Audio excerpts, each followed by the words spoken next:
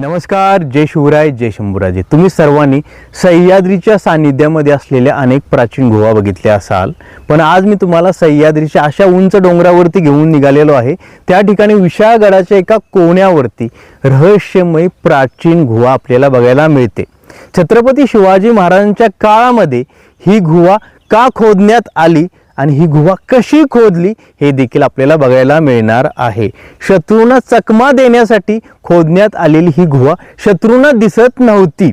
त्या गुहेमधून छत्रपती शिवाजी महाराज मावळ्यांसोबत गडावर कसे यायचे आणि गडावरून खाली कसे जायचे हे बघण्यासाठी प्रत्यक्षात आपल्याला गुहेच्या आतमध्ये प्रवेश करावा लागणार आहे. कारण ही गुहा 1 मीटर जवळ गेल्याशिवाय दिसत नाही. हे कसं शक्य आहे हे आपल्याला प्रत्यक्षात त्या ठिकाणी गेल्यानंतरच समजणार आहे. पण त्या गुहेमध्ये गेल्यानंतर आपल्याला सावधगिरी बाळगावी लागणार आहे. ती गुहा लांबपर्यंत पसरत गेलेली आहे आणि अनेक वर्ष बंद असल्यामुळे त्या गुहेच्या आतमध्ये जंगली प्राणी पण असू शकतात. त्यामुळे सावधगिरी बाळगत त्या गुहेमध्ये आपण प्रवेश करून ती गुहा त्या काळामध्ये कशी खोदली, दगडाला दगडावर मारून गुहा कशी खोदण्यात आलेली आहे हे आपल्याला समजेल. तुम्ही देखील माझ्यासोबत या व्हिडिओमध्ये बनून राहा, मग तुम्हाला देखील समजेल छत्रपती शिवाजी महाराजांच्या गडावरती पण अशा प्राचीन गुहा आहेत, त्या चमत्काराहून कमी नाहीत. आता आपण गुहेच्या दिशेने प्रवासाला सुरुवात करूया आणि प्रत्यक्षात त्या गुहेमध्ये जाऊन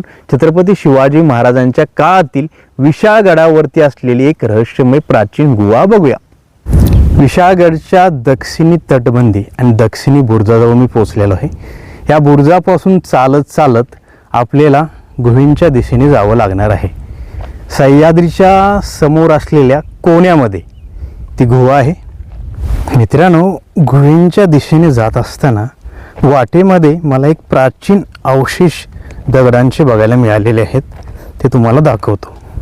हे काय आहे मला माहीत नाही, परंतु दुरून एका मूर्तीसारखे दिसले, त्यामुळे त्याच्याजवळ जाऊन आपल्याला बघावं लागेल हे कशाचे अवशेष आहेत.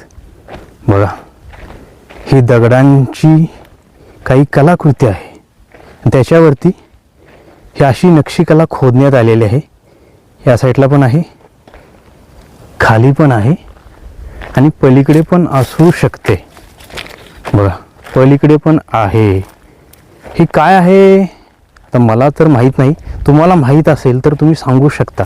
आणि वरती ह्या काही मूर्त्या खोदण्यात आलेल्या आहेत. अशी प्राचीन कलाकारांची कला जपून ठेवणे गरजेचे आहे.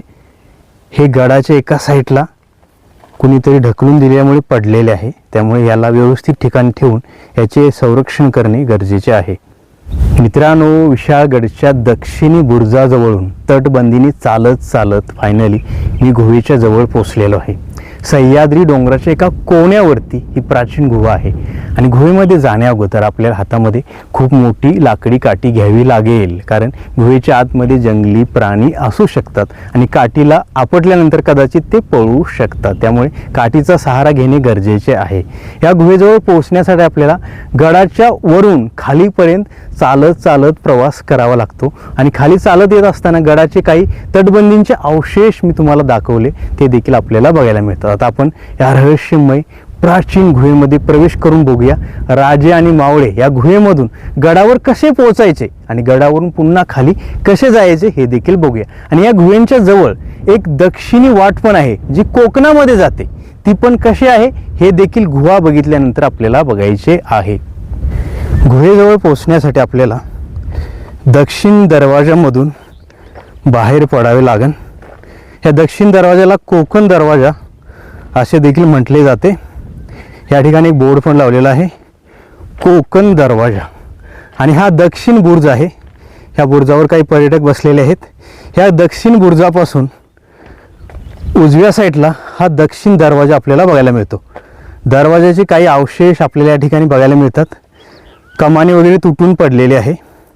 ह्या कमानीमधून जेव्हा आपण बाहेर पडतो तेव्हा आपण फायनली गुहेच्या एकदम जवळ पोहोचतो. आणि दरवाजा लावताना हे 2 होल, या होलामध्ये लोखंडी किंवा दगडांची लांबडी सळी आतमध्ये घातली जात असावी. बघा, इथून खाली आता आपण गुहेच्या दिशेने जायला सुरुवात केलेली आहे. गुहेच्या एका साईडला कोकणामध्ये जाणारी वाट पण आहे, मी तुम्हाला म्हटलं होतं. ती वाट मी आता तुम्हाला दाखवतो. बघा, इथून खाली कोकणामध्ये जाण्यासाठी वाट आहे आणि ह्याच वाटेच्या उजव्या साईडला एक अशी गुहा आहे जी बाहेरून तुम्हाला गुहेसारखी वाटणारच नाही. तुम्हाला वाटेल छोटंसं एखादी लहान प्राण्यांची गुहा असावी, पण तुम्ही बघू शकता बाहेरून एकदम लहान दिसते. आता ह्या काळ्या सह्याद्रीच्या दगडामध्ये खोदलेली ही प्राचीन गुहा आपण आतमध्ये जाऊन बघूया. बघा, दगडाला कसा पोखरत आतमध्ये नेलेला आहे. गुहेमध्ये प्रवेश करताना आपल्याला वाकत पुढे जावं लागते, कारण गुहेचे प्रवेशद्वार लहान आहे आणि आतमधून ही गुहा म्हणजे वरती कमानीसारखा आकार आहे आणि साईडने चौकोनी आहे. अशी सुंदर सटीक ही गुहा खोदण्यात आलेली आहे.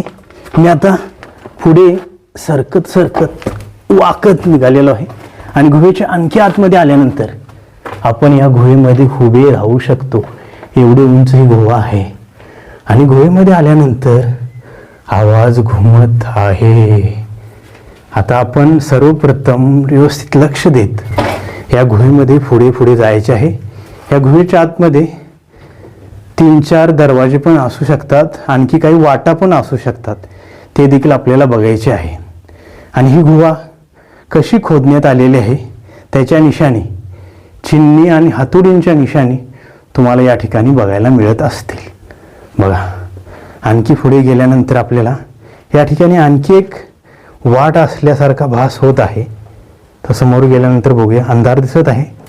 आता आपल्याला टॉर्च लावावे लागणार आहे. टॉर्च लावूनच आपल्याला समजू शकते. बघा, टॉर्च लावल्यानंतर आपल्याला समजले या गुहेमध्ये आणखी एक वाट खोदण्याचा प्रयत्न केलेला आहे, किंवा कदाचित या ठिकाणी बसण्यासाठी जागा असावी, म्हणजे शत्रूने जरी समोरून या गुहेमध्ये बघितले वाकून तर त्याला कोणीही दिसणार नाही, कारण मावळे आतमध्ये या ठिकाणी लपून बसू शकतात शत्रूवरती वार करण्यासाठी. आता आपल्याला आणखी पुढे जावं लागणार आहे आणि त्यासाठी आपल्याला टॉर्चचा सहारा तर घ्यावाच लागणार आहे. आणखी पुढे गेल्यानंतर ही गुहा अशीच लांबपर्यंत पसरत गेलेली आहे आणि या ठिकाणी इथे पण काही भाग खोदण्याचा प्रयत्न केलेला आहे. आणि या गुहेमध्ये वटवाघळा आहेत, बघू शकता तुम्ही. ह्या वटवाघळा या गुहेमध्ये आपले घर बनवून राहतात. माणसांपासून दूर एकांतात ह्या वटवाघळा या गुहेमध्ये राहतात. त्यामुळे ह्या वटवाघळा पण आपल्यावर अटॅक करू शकतात.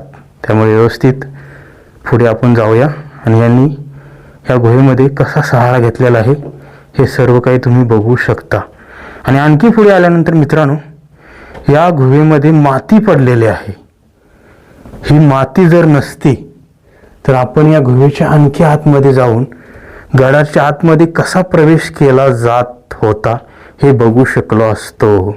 पण ही माती काढणे गरजेचे आहे आणि माझी शासनाला रिक्वेस्ट आहे की या ठिकाणी येऊन या गुहेतील माती तुम्ही काढा, या गुहेची सुधारणा करा आणि गुहा आतमध्ये कुठंपर्यंत गेलेले आहे हे बघा. त्यामुळे या ठिकाणी भरपूर पर्यटक येतील आणि ह्या विशाळ गडाचे नाव इतिहासामध्ये आहेच पण जगामध्ये पसरेल.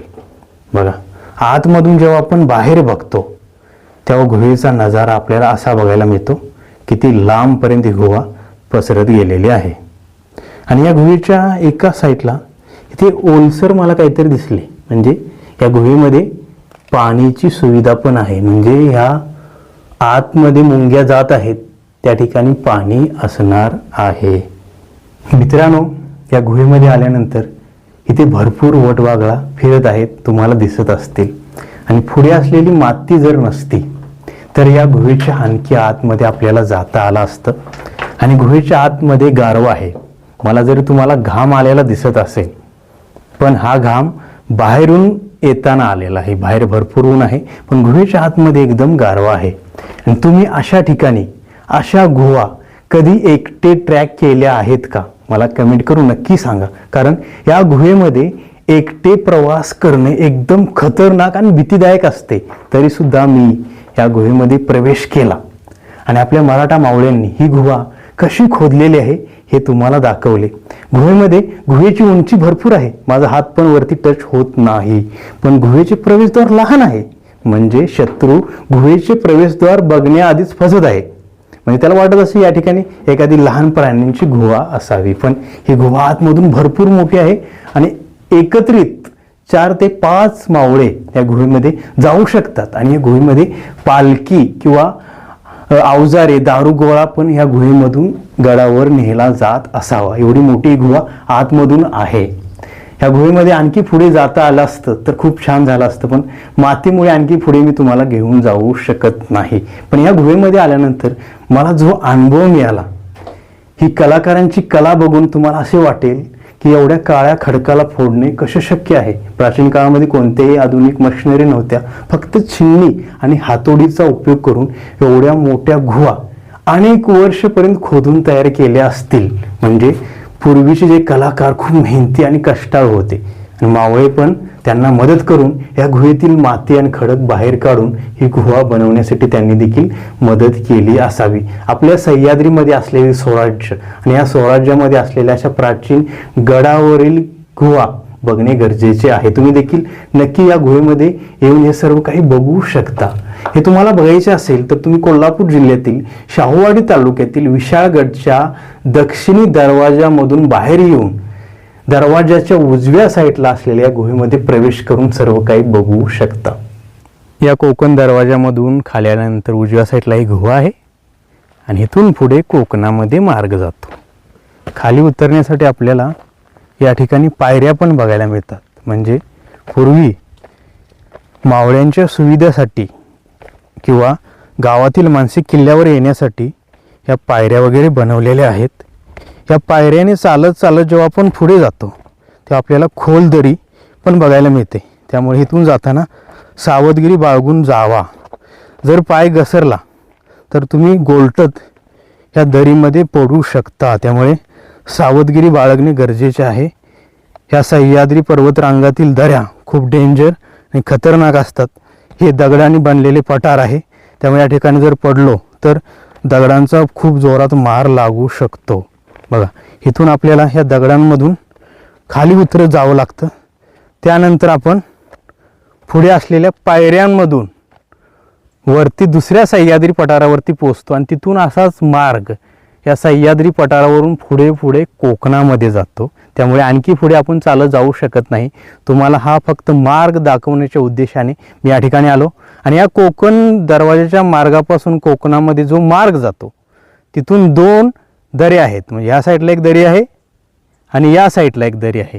या दोन्ही दऱ्यांच्या मधून जाणारा हा कोकण मार्ग आहे.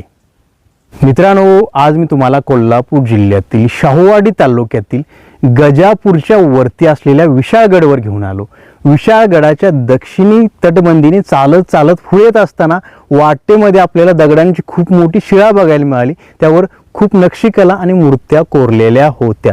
त्यानंतर आपण चालत चालत दक्षिणी बुरुजाजवळ आलो आणि दक्षिणी बुरुजाच्या साईडला कोकण दरवाजा आहे, त्याला दक्षिण दरवाजा असे देखील म्हणतात. त्या कोकण दरवाजामधून खाली आल्यानंतर दरवाजाच्या उजव्या साईडला अशी प्राचीन गुहा आहे, जी गुहा बाहेरून बघितल्यानंतर असे वाटते की प्राण्यांचे छोटे भोयार असावे आणि शत्रूंना पण असाच चकमा ही गुहा देत असावी.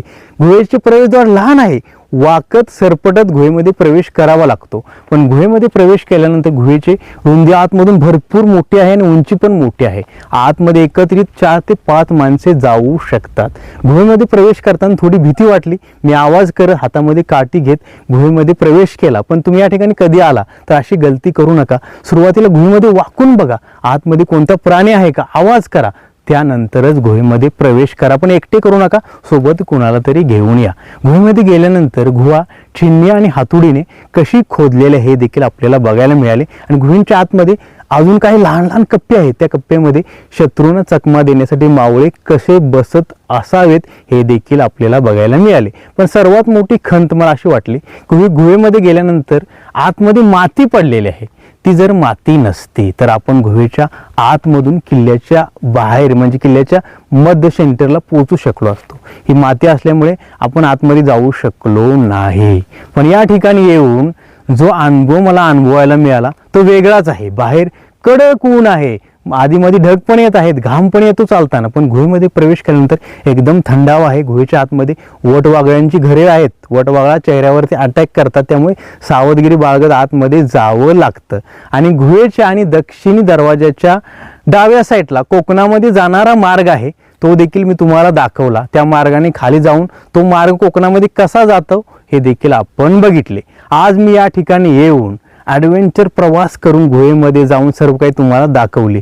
हे गुहा आणि हा व्हिडिओ तुम्हाला कसा वाटला मला कमेंट करून नक्की सांगा. आणि असेच नवनवीन मराठी व्हिडिओ बघण्यासाठी चॅनलला सबस्क्राईब करा, शेअर करा, लाईक करा आणि बेल आयकॉन दाबून नोटिफिकेशन ऑन करा. पुन्हा भेटूया अशाच नवीन मराठी व्हिडिओसोबत. धन्यवाद. जय शिवराय, जय शंभूराजे, नमः पार्वती पतये, हर हर महादेव. छत्रपती शिवाजी महाराजांचा विजय असो.